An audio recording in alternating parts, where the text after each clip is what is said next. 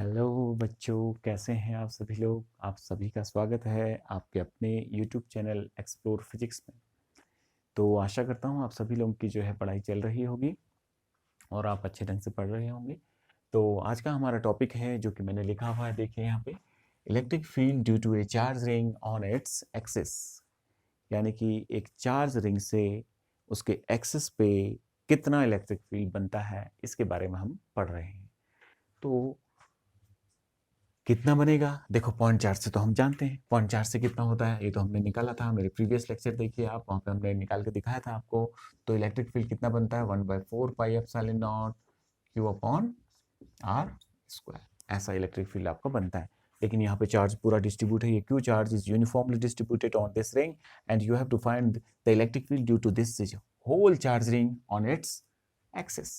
अब एक प्रश्न यहाँ पे यह आ गया कि एक्सिस किसे कहते हैं। The axis of a ring is a line, एक एक्सिस ऑफ ए रिंग एक लाइन है which is passes through the centre of the ring, ring से के सेंटर से जा रही होती है, लेकिन but it is perpendicular to the plane of the ring. इस जैसे रिंग का जो है प्लेन है, इसके परपेंडिकुलर में होगी। जैसे ऐसे ये लाइन जो है सेंटर से तो जा रही है, तो ऐसे भी जा सकती है भाई, ऐसे भी जा सकती है, टेढ़ी भी जा सकती है। लेकिन इसको कैसे जाना है, इस ढंग से जाना है सेंटर से, कि सेंटर से तो जाए ही जाए लेकिन इसके प्लेन पे भी क्या हो, परपेंडिकुलर भी हो। तो ये जो है, ये जो रिंग है इस ढंग से है और ये एक्सिस ऐसे करके इसके अंदर से सेंटर से जा रही है, लेकिन इसके प्लेन ऐसे नहीं है, ऐसे नहीं बना सकते, ठीक है। तो इस चीज को देखेंगे आप, तो इससे बनाना है। अब समस्या ये आओगी कि हमारे पास जो है पॉइंट चार्ज का कंसेप्ट है और यहाँ पे पूरे ही चार्ज को फैला दिया गया है, तो पूरा डिस्ट्रीब्यूट हो गया, यूनिफॉर्मली डिस्ट्रीब्यूट हो गया इस पर कंटिन्यूसली। तो आप कैसे बताएं हम, तो हम पुराना कंसेप्ट से जो है नया कंसेप्ट डेवलप करेंगे। तो पुराना कंसेप्ट क्या कर लेंगे यहाँ पे, कि मानेंगे कि एक छोटा सा चार्ज यहाँ पे क्या है आपका डी क्यू है, जो कि एक पॉइंट चार्ज है, लेकिन इस क्योंकि एक लेंथ है तो इसका लेंथ कितना है, डी एल है। तो इससे कुछ तो इलेक्ट्रिक फील्ड बनेगा यहाँ पे। तो माना कि वो पी पॉइंट पे एक्सिस पे बना रहा है कुछ इलेक्ट्रिक फील्ड। उस इलेक्ट्रिक फील्ड क्योंकि छोटा सा चार्ज है तो छोटा सा इलेक्ट्रिक फील्ड बनाएगा, वो ये हो गया। और इसकी ये जो दूरी है लेट इट बी आर है, इस रिंग की जो रेडियस है वो स्मॉल ए है, और यहाँ से यहाँ तक की जो दूरी है वो कितनी है, लेट इट बी एक्स। हमने ऐसी मान ली। अगर ये एंगल थीटा है तो जाहिर सी बात है ये वाला एंगल भी क्या होगा आपका, थीटा होगा, ठीक है। इतना हमको समझ में आ गया। तो इससे डी की वैल्यू कितनी होगी वो मैं निकाल रहा हूँ। तो the value of D E is equal to कितना होगा, देखो 1/4 पाई एप्सिलॉन नॉट को मैं के ले लेता हूँ बेटा। छोटा सा चार्ज किसके द्वारा निकाल रहे हैं, डी क्यू के द्वारा। कितनी दूरी पर निकाल रहे हैं, आर दूरी पर, दैट इज आर स्क्वायर। इतना इलेक्ट्रिक फील्ड ये बना देगा इस पर्टिकुलर पॉइंट पे, पी पॉइंट पे, ठीक है। अगर हमें जो है पूरा इलेक्ट्रिक फील्ड जो है इस पूरे रिंग से निकालना है इस पर्टिकुलर पॉइंट पे, तो इसको क्या करना पड़ेगा, इन छोटे छोटे डीक्यूज को जोड़ना पड़ेगा, तो यानी कि इसको इंटीग्रेट करना पड़ेगा। लेकिन अगर इंटीग्रेट हम इसको करते हैं तो, लेकिन इंटीग्रेट करने से पहले हमें देखना पड़ेगा कि यहाँ पे कोई कंपोनेंट ऐसा तो नहीं है जो एक दूसरे को कैंसिल कर रहा है, क्योंकि इलेक्ट्रिक फील्ड एक वेक्टर क्वांटिटी है।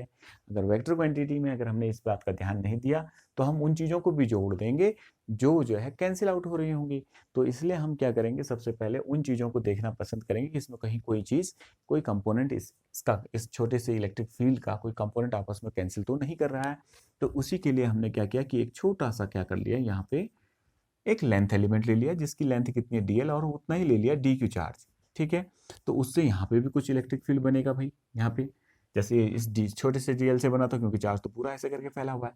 तो यहाँ पे जो बनेगा वो भी डीई बनेगा। क्यों बनेगा, क्योंकि ये भी आर दूरी पर होगा, जितनी दूरी ये है उतनी दूरी पे, तो वैल्यू इसकी भी इतनी होगी इस डी की। तो इसका कंपोनेंट देखते हैं। तो सबसे पहले इस वाले के कंपोनेंट देखते हैं बेटा। इस वाले कंपोनेंट के ना निकाल के पहले इसके जो मेन जिसके थ्रू हम काम कर रहे हैं तो उसको निकाल लेते हैं। तो इसका अगर इस दिशा में कंपोनेंट निकाल, तो मैंने क्या कहा था कंपोनेंट निकालने के लिए, आप क्या करें इसमें परपेंडिकुलर ड्रॉ कर लें। तो जैसे हम इसमें परपेंडिकुलर ड्रॉ करेंगे तो क्या है, ये देखो पैरेलल टू द एक्सिस है, तो इसलिए इसको दिखाया जाता है डीई पैरेलल। किससे दिखाया जाता है, डीई पैरेलल से दिखाया जाता है। तो D E parallel that is this upon this. देखो D E parallel upon D E is equal to कितना हो जाएगा, कॉस थीटा। तो मुझे डीई पैरेलल चाहिए तो कितना हो जाएगा, डीई कॉस थीटा।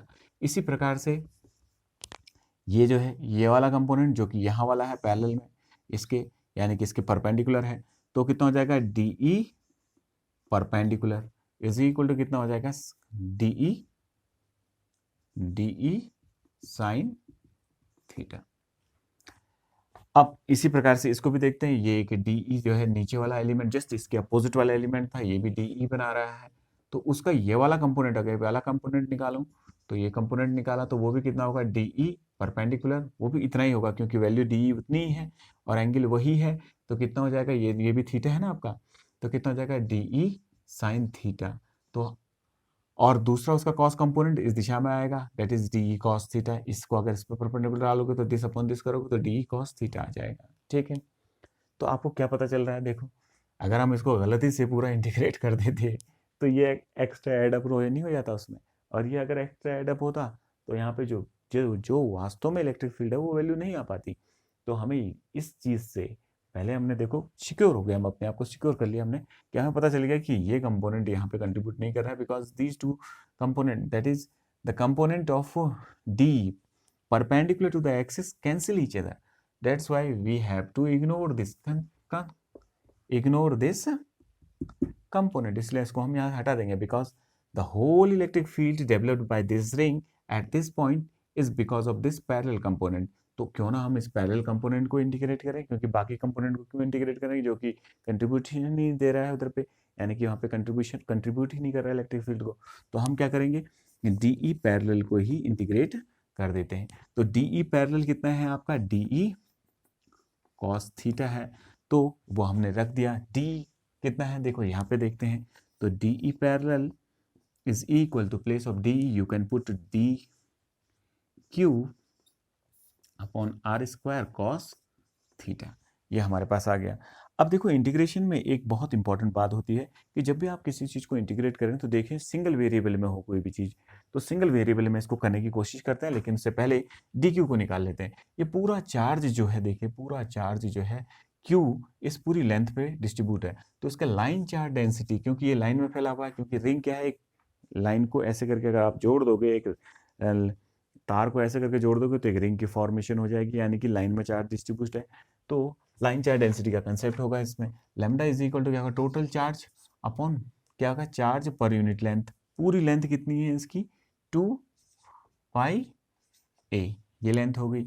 तो हमें तो ये देखना है कि इस DQ का चार्ज कितना है, DQ में कितना चार्ज है, DQ DL लेंथ में कितना चार्ज है, तो वो कितना है DQ, एक यूनिट लेंथ का चार्ज इतना है, तो इतने यूनिट का कितना, लैम्डा इंटू कितना हो जाएगा DL। So in place of DQ you can put, क्या रख सकते हैं आप, K times of lambda into DL रख सकते हैं अपॉन आर स्क्वायर, और कॉस थीटा तो अपनी जगह पे है। ठीक है, अभी कॉस थीटा को भी देख लेते हैं। चलो, cos theta is equal to क्या होगा, इस डायग्राम को जरा ध्यान से देखिए, मैं कॉस थीटा की भी वैल्यू रख देता हूँ यहाँ पे।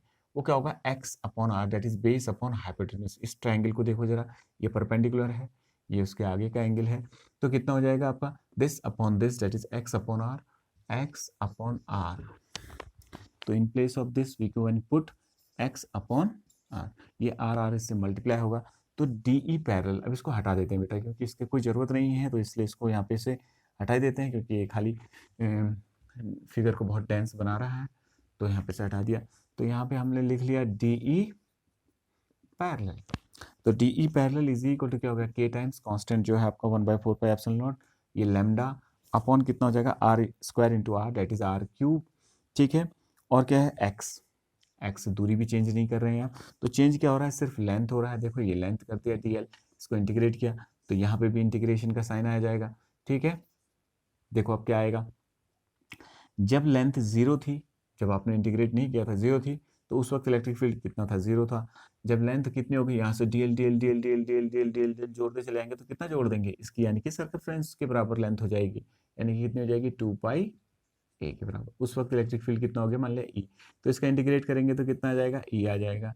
कितना हो जाएगा, K lambda upon R cube into X. अब इसको इंटीग्रेट करेंगे तो एल हो जाएगा, और वो 0 टू कितना हो जाएगा, 2 पाई ए। एक बार अपर लिमिट एक बार लोअर लिमिट हम इसको रख देते हैं, तो E is equal to electric field K की वैल्यू बाद में रखते हैं, तो अपॉन आर क्यूब तो अपनी जगह पे है। लैम्डा कितना है बेटा, क्यू अपॉन 2 पाई ए, तो कितना हो जाएगा, क्यू अपॉन 2 पाई ए रख दिया, इंटू एक्स तो है। एक बार इसकी अपर लिमिट रखते हैं तो 2 पाई ए माइनस 0 ऐसा आएगा। तो क्यों ना मैं जो है इसको पूरा इसको हटा दूं, ये जीरो को रखने का कोई फायदा नहीं है, तो 2 पाई से 2 पाई क्या हो जाएगा, कैंसिल आउट। जो बचा है वही इलेक्ट्रिक फील्ड है एट पॉइंट पी, या that is on the axis of the ring. तो E इज इक्वल टू कितना हो गया आपका, K times Q X upon R cube. ये आर है, आर कितना है देखो इसका जरा ध्यान से, A square plus x square, क्योंकि ये हाइपोटेन्यूस है, is equal to hypotenuse square is equal to perpendicular square plus base square, that is a square plus x square.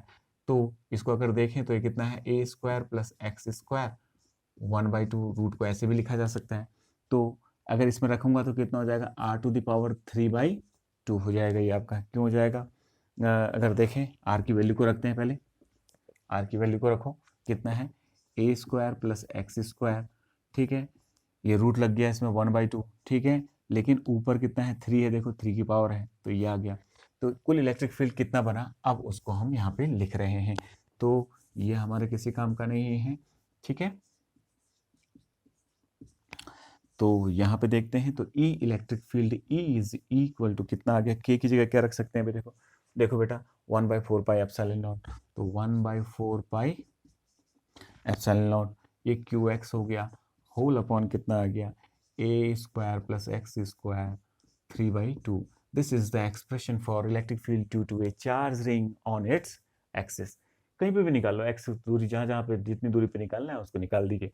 अब इसमें कुछ स्पेशल केसेस करते हैं, एक बार इसको देख लीजिए पूरा प्रॉपर, फिर मैं उसके बाद इसको मिटाता हूँ। तो देखिए अब मैं मिटा रहा हूँ, ठीक है। तो अभी मुझे जितनी चीज़ों की ज़रूरत है वो एक्सप्रेशन मेरा मेन है, तो उसको आप देख लीजिए। तो पहला एक स्पेशल केस लगाते हैं इसमें, देखिए एक स्पेशल केस लगाते हैं। First special case, S case करने का मतलब स्पेशल केस। तो पहला स्पेशल केस क्या है, देखिए विशेष स्थिति लगा रहे हैं, यानी कि विशेष कंडीशन इसमें प्रूव कर रहे हैं, लगा के देख रहे हैं। तो उसको लगा के देखेंगे, when x is equal to 0, जब हम रख रहे हैं if x is equal to 0 रख गए, डेट इज कहने का मतलब क्या हो गया, एट दी सेंटर। खुद भी सोचो सेंटर पे कितनी होगी, छोड़ो इसको, छोड़ देते हैं।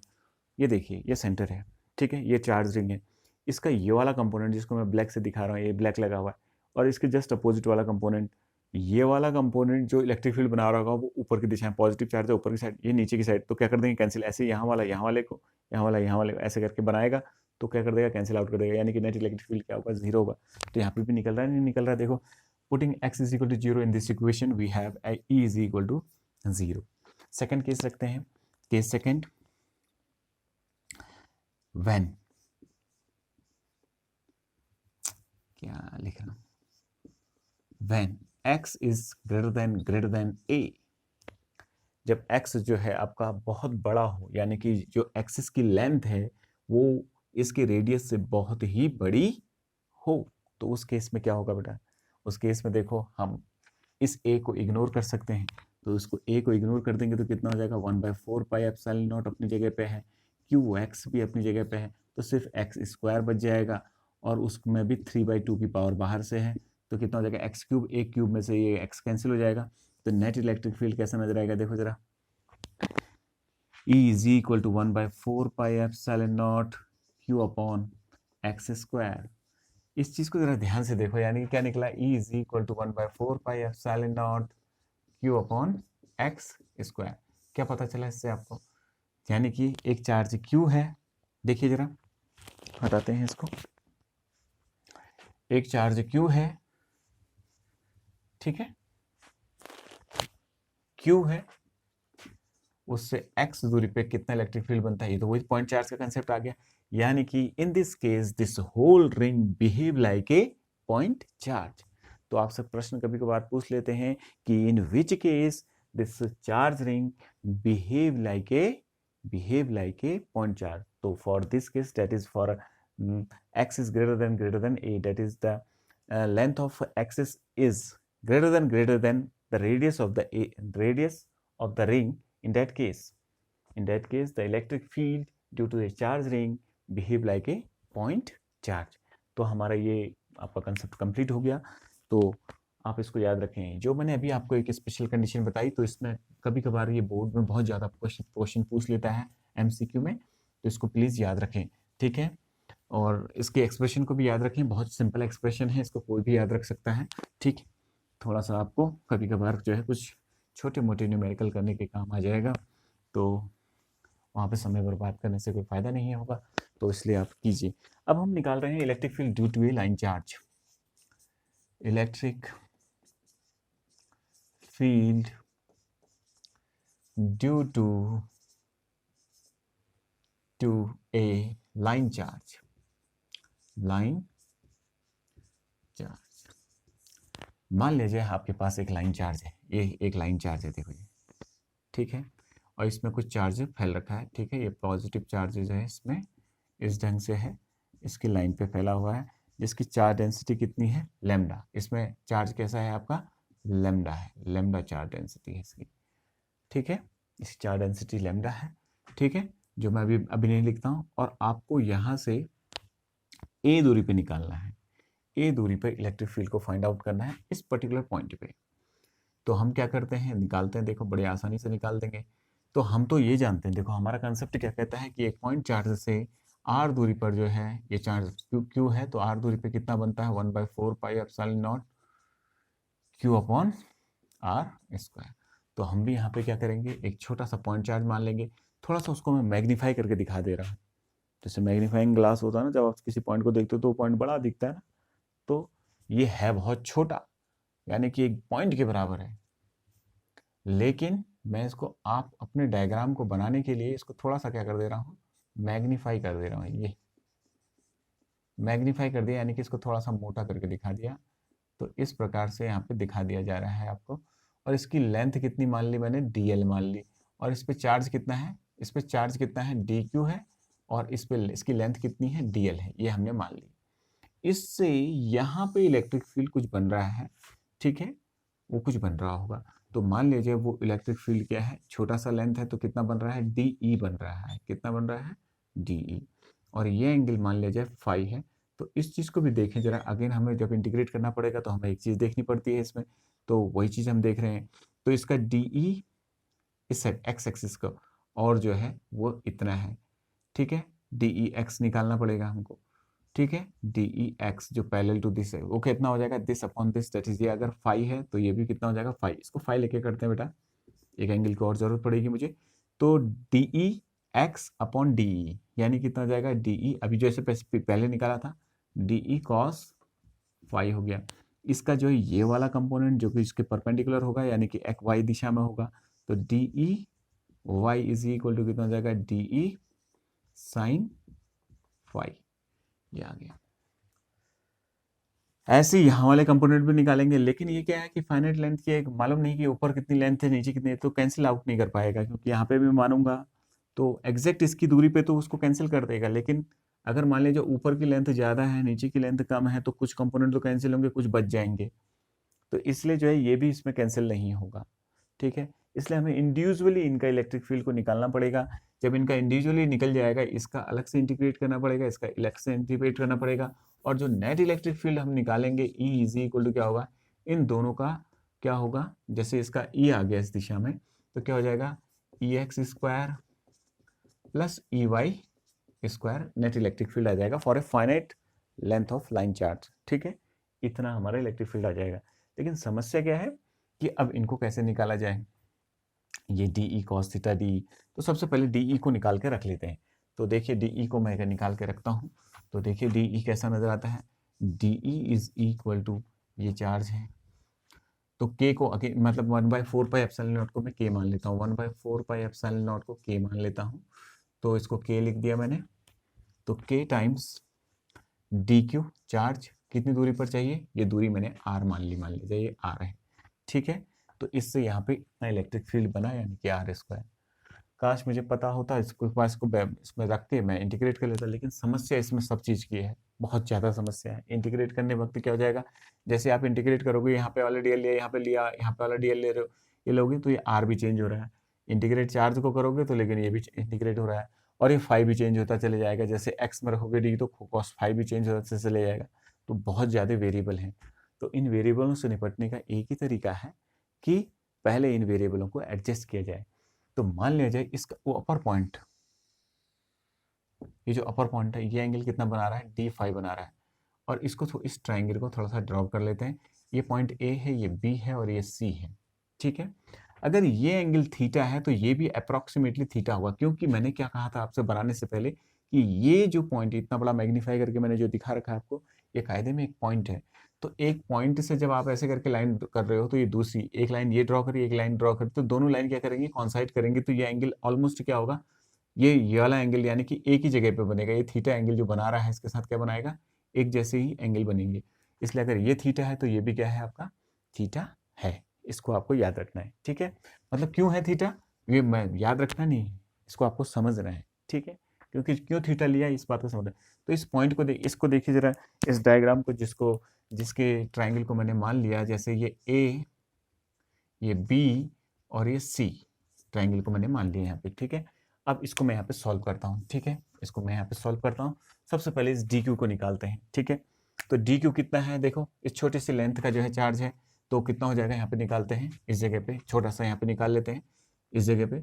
तो D Q is equal to कितना हो जाएगा, छोटी सी लेंथ का चार्ज है, कितने डीएल का है, इसकी लेंथ चार्ज डेंसिटी कितनी है, लैम्डा है, तो लैम्डा इंटू डीएल हो गया। तो ये आ गया। अगर इसको यहाँ पे रख भी देंगे तो कोई परेशानी, मतलब जो है हमारे को अभी प्रॉब्लम सॉल्व नहीं होगी, क्योंकि उसके साथ बहुत सारी चीज़ें चेंज हो रही हैं।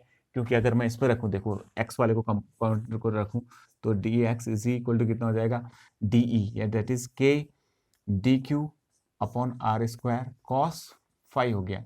तो देखो ये भी चेंज हो रहा है, ये भी चेंज हो रहा है, ये भी चेंज हो रहा है, सब चेंज हो रहे हैं, अभी इंटीग्रेबल ही नहीं है। तो सबसे पहले इसी को क्या करते हैं, एडजस्ट करते हैं।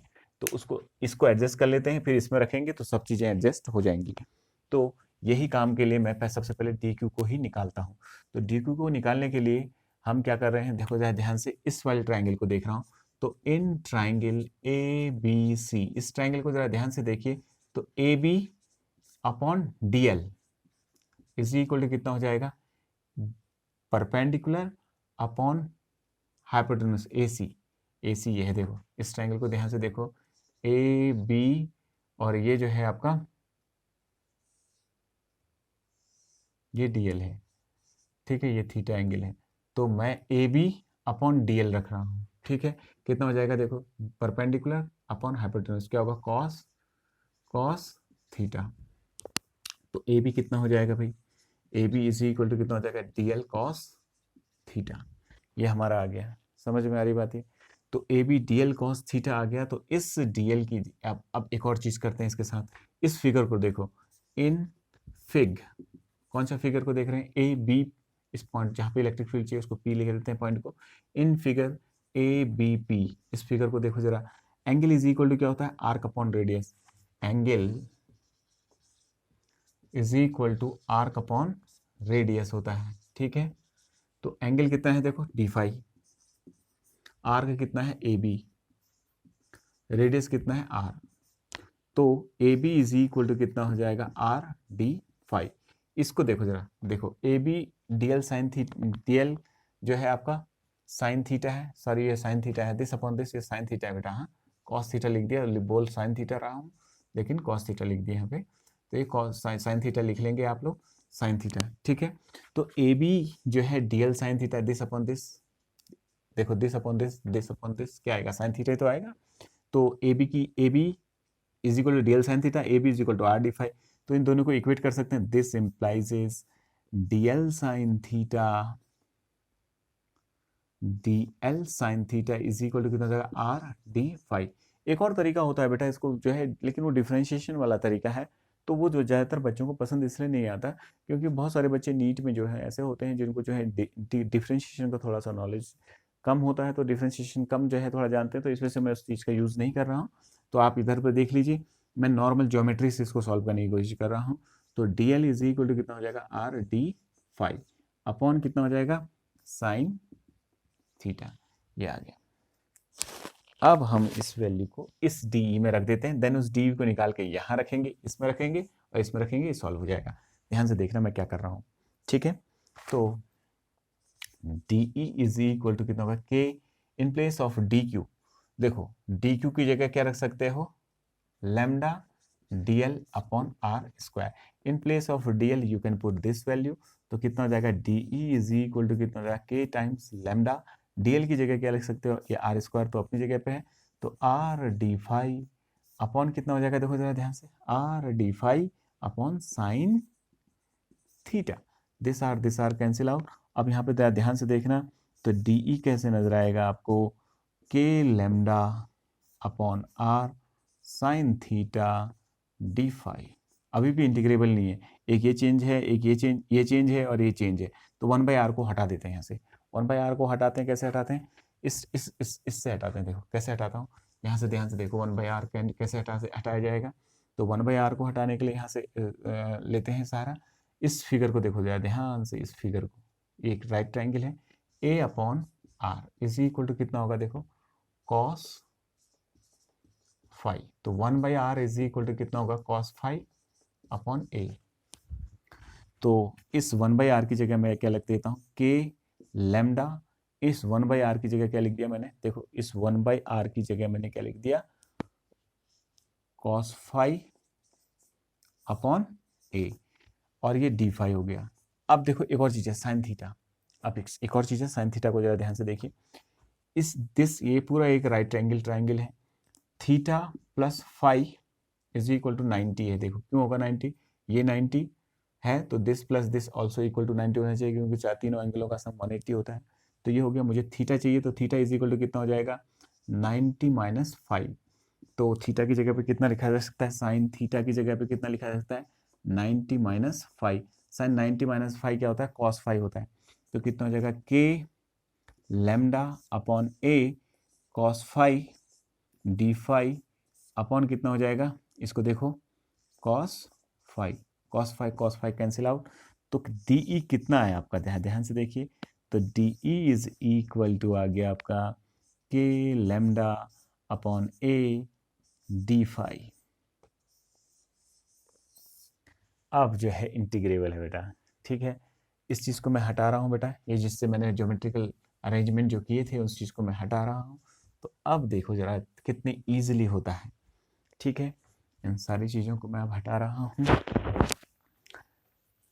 अब हमें क्या चाहिए, electric field in X direction, electric field in X direction में निकाल रहा हूँ। तो एक्स डायरेक्शन में इलेक्ट्रिक फील्ड कौन है, D E x is equal to D E cos phi.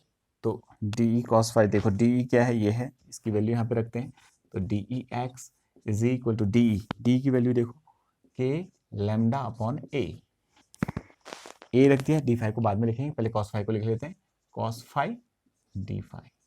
अब देखो सारी चीज़ें कांस्टेंट है कितने मजे से हो गया।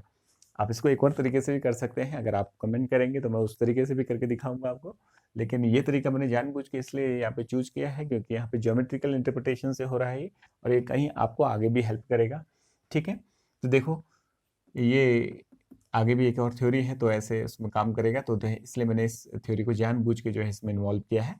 तो ये ज्योमेट्रिकल इंटरप्रिटेशन से इसलिए किया नहीं, तो डिफ्रेंशिएशन की मदद से भी होता है थोड़ा सा, ठीक है।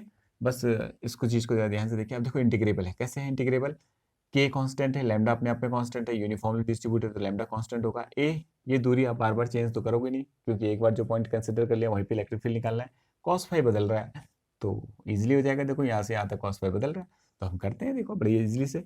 तो डी ई एक्स इंटीग्रेशन, तो कितना हो जाएगा, के लैम्डा अपॉन ए तो कांस्टेंट है, इनको बाहर रख दिया, ये कॉस फाई डी फाई। कहाँ तक कर रहे हैं इंटीग्रेशन, देखो मैं रेड पेन से कर रहा हूँ, ठीक है। कहाँ से, यहाँ से मान ले जाए इस लेंथ की, इस पोर्शन से इस लेंथ के पोर्शन तक, मान ले जाए यहाँ तक आप इंटीग्रेट कर रहे हैं। तो ये वाला एंगल को यदि मैं φ1 ले लेता हूँ तो ये वाला एंगल कितना हो जाएगा आपका φ2, यानी कि φ1 से φ2 तक। लेकिन ऐसा करने वक्त देखो एक बहुत गजब की चीज़ कर रहा हूँ, क्या कर रहा हूँ, जब मैं यहाँ से यहाँ इंटीग्रेट कर रहा हूँ तो एंगल को मेजर करने का एक सेंस होता है बेटा। एंगल हमेशा जो है एंटी क्लॉकवाइज मेजर होता है। अगर आप देखो इस ढंग से मेजर कर रहे हो तो ठीक है, ये क्योंकि ये पॉजिटिव साइड है, ये नेगेटिव साइड है, ठीक है। चलो मैं उस कंसेप्ट को नहीं भी लेता हूँ, एंगल को मेजर करने वाला कंसेप्ट में लेता हूँ। ये पॉजिटिव साइड है, ये नेगेटिव साइड, मैं नेगेटिव साइड से पॉजिटिव साइड में जा रहा हूँ, देखो। तो जाहिर सी बात है इसको शो तो करना पड़ेगा मुझे इंटीग्रेट करने वक्त, क्योंकि जब मैं ऐसा कर रहा हूँ इंटीग्रेशन में, ये तो क्या कर देगा, इसको पूरा गलत ढंग से इंटीग्रेट कर देगा, जोड़ देगा। तो इसलिए क्या करना पड़ेगा, मुझे यहाँ पे नेगेटिव साइन को इन्वॉल्व करना पड़ेगा, इसलिए मैंने ये ब्लैक पेन से जानबूझ के यहाँ पे दिखा दिया, तो ये नेगेटिव साइन हो गया। तो अगर cos फाई का इंटीग्रेशन करते हो तो साइन फाई आता है, integration of cos phi is your sine phi. तो इसका इंटीग्रेशन यहाँ पे 0 और ये ई एक्स हो गया, तो इसका पूरा इंटीग्रेशन कितना आ गया, let it be E X. तो E x is equal to कितना जगह, के लैम्डा अपॉन ए, इसको देखते हैं, कॉस का कितना हो जाएगा, साइन फाई, ठीक है, नेगेटिव नहीं आता हाँ कॉस का इंटीग्रेशन, तो कितना हो जाएगा minus phi one to phi two, एक बार अपर लिमिट एक बार लोअर लिमिट, तो कितना हो जाएगा, E x is equal to के lambda upon a sine phi two minus sine of minus phi one.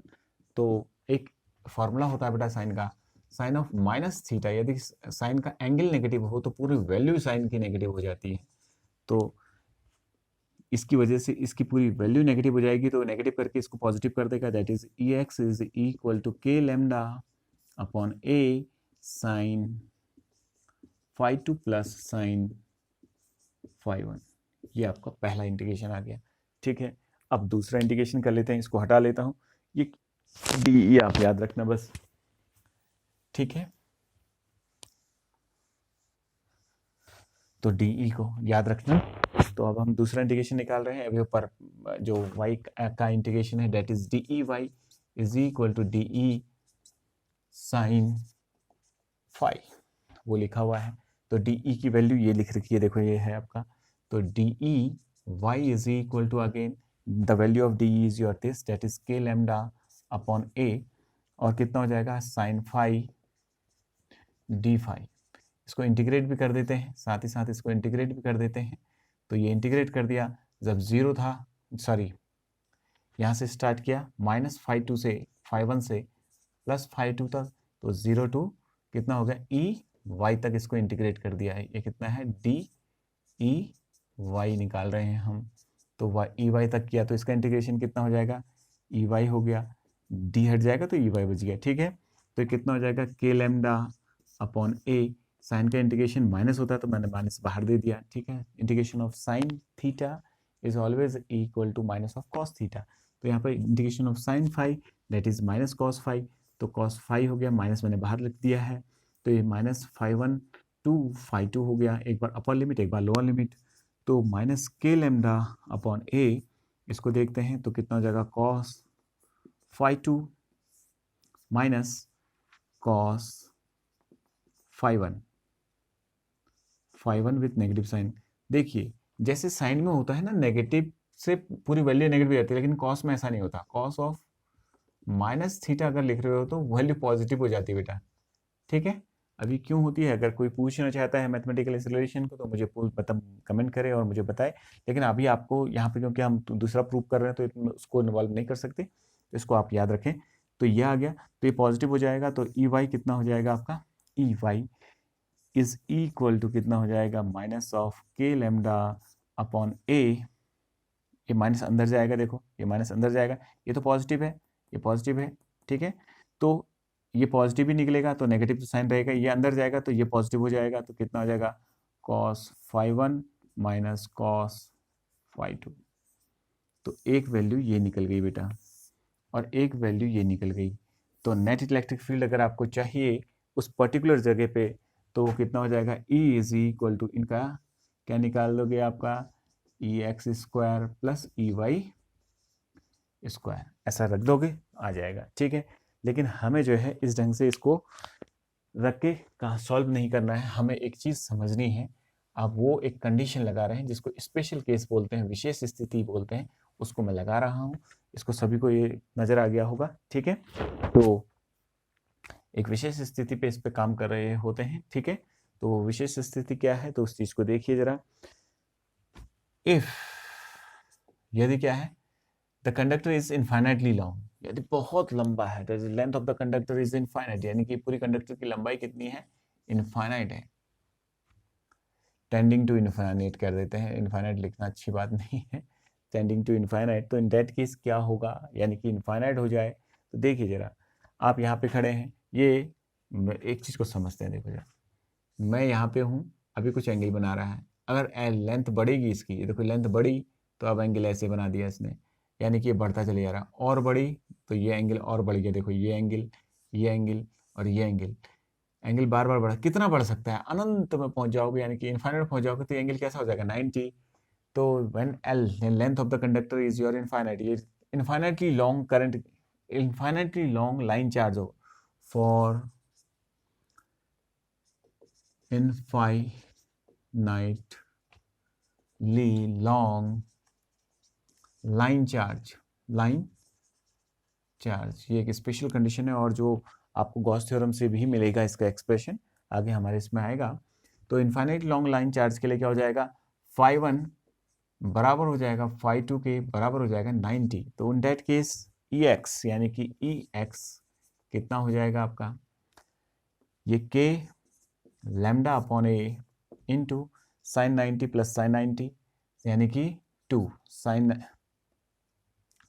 90 plus sign 90, sign 90 की वैल्यू 1 होती है, तो ये 2 हो जाएगा, तो ये 2 हो जाएगा, तो Ex कुछ ऐसा ना जाएगा k लैम्डा अपॉन ए इंटू 2, और इसको और सॉल्व करोगे तो ऐसा आ जाएगा, देखो ये k की जगह अगर 1/4 पाई एप्सिलॉन नॉट रख देते हैं आप, ठीक है, तो ये लैम्डा रखा हुआ ऊपर, ये 2 है, ठीक है, ये 2 भी है इसके साथ, यानी कि 2 लैम्डा इंटू 2 कर दिया आपने, अपॉन ए लिख दिया, तो ये एक्सप्रेशन ऐसा नजर आएगा, lambda upon 2 pi epsilon naught ए, ये एक्स दिशा का इलेक्ट्रिक फील्ड है, ठीक है। इसी प्रकार से वाई में रखेंगे जब, सिमिलरली फॉर दिस, इसके लिए रखोगे तो इसमें रखोगे तो कितना हो जाएगा, देखिए इसमें रखते हैं फॉर वाई कंपोनेंट, तो E Y is equal to कितना हो जाएगा, 0 हो जाएगा, क्यों हो जाएगा, देखो यहाँ पे 90 रखोगे, यहाँ पे 90 रखोगे, कॉस 90 0 होता है, तो ये 0 हो जाएगा, तो 0 से मल्टीप्लाई होगा तो 0 हो जाएगा, ई वाई 0 हो जाएगा। तो यानी कि अगर इन्फाइनाइटली लॉन्ग आप लाइन चार्ज लेते हैं तो सिर्फ एक्स कंपोनेंट ही पूरा इलेक्ट्रिक फील्ड वहाँ पे बनाता है, और ये गॉस थ्योरम से भी हम आगे प्रूव करते हैं इस चीज़ को, ठीक है। ये बहुत ही इंपॉर्टेंट एक्सप्रेशन है, और ये आपके एनसीईआरटी में क्वेश्चन भी है कि without the use of Gauss theorem find the electric field due to a infinitely long line charge at a point, समझ रहे हैं, किसी पॉइंट पे निकालना है, and this expression is your lambda upon 2 pi epsilon naught a, ठीक है। तो इसको ये आज हमारा हो गया है, तो इसको आप सभी लोग देख लें, ठीक है, और इसमें y कंपोनेंट आपका 0 हो जाता है, ये हमने निकाल लिया इनफाइनाइटली लॉन्ग, और एक्सप्रेशन क्या है वो मैंने आपके सामने लिखा हुआ है, y कंपोनेंट ये है और x कंपोनेंट ये है।